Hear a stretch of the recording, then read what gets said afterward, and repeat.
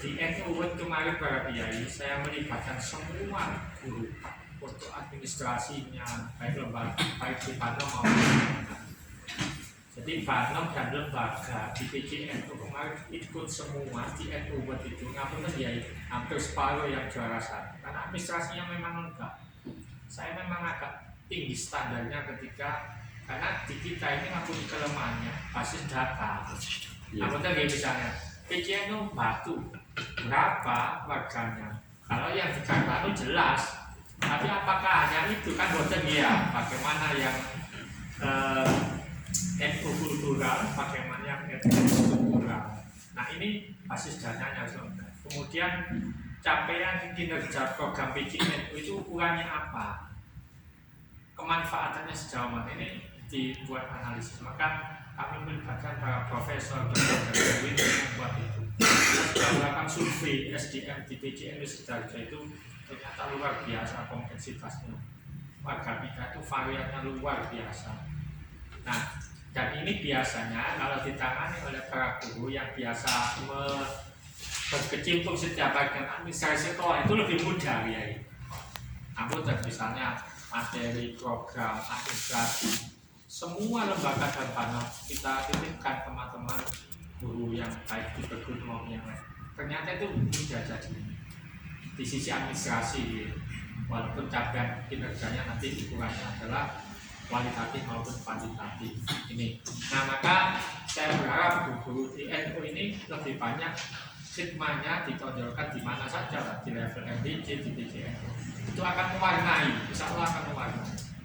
Terbukti juga di PWNU itu ternyata think tanknya termasuk kegiatan ya para guru dosen. Kita tidak menafikan para dokter atau pengusaha atau siapa profesinya yang di NU, tapi rata-rata yang mengerjakan administratif ya di kesekretariatan, di data itu biasanya teman-teman yang punya basis. Contoh misalnya aset NU. Kita ini kan ketika sudah berhadapan dengan orang lain, aset baik kesehatan maupun pendidikan akan terus berdinamika dengan orang lain. Ketika ditanya berapa aset PJNU Batu misalnya, kalau dasarnya tidak lengkap kan kita tidak bisa mengatakan sekian kalau dinominalkan, sekian kalau diangkat dengan uang misalnya. Maka data itu sehingga tidak terjadi lagi masjid yang hilang, tidak terjadi madrasah yang diambil oleh akhirnya, tidak ada lagi lembaga-lembaga klinik yang ternyata itu wakifnya warga NU tetapi hilang karena urusan legalitas kan begitu. Oke, ini biasanya agak jeli kalau teman-teman guru itu kan biasa membuat perangkat dan sebagainya. Kalau itu ternyata kita simulasikan ada korelasinya. Nah ini, maka saya berharap nanti di perguruan nanti bisa mengambil peran itu. Sekilas para kiai supaya nanti pemahaman kita semua. Sebenarnya kalau berbicara perguruan ini tahun 52 itu sudah lahir atas inisiasi para kepala sekolah di lembaga pendidikan Ma'arif di Surabaya. Namun resminya terbentuk itu pada tanggal 14 Februari tahun 1959. Ketua umumnya pertama adalah Al-Maghfurullah Haji Basri Ali Allahumma yarham Malang Tinggi. Selama 5 tahun 59 sampai 68 ini maju di perguruan itu. Nah beliau mengurus memperjuangkan 20.000 guru yang menjadi PNS di Kementerian Agama. Dulu namanya Departemen Agama.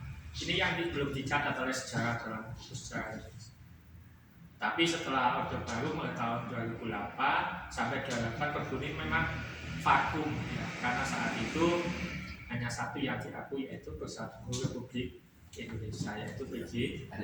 Sama dengan anak-anak dulu itu kan masih yang ada misalnya OSIS yang tidak ada yang lain. Nah ini secara singkat. Nah, Bapak Ibu sekalian, Pak Kiai, akhirnya legalitas perguruan sejauh mana? Ada dua posisi perguruan yang strategis. Yang pertama, di pemerintah, di kementerian kita ini masuk salah satu adalah organisasi profesi yang diakui.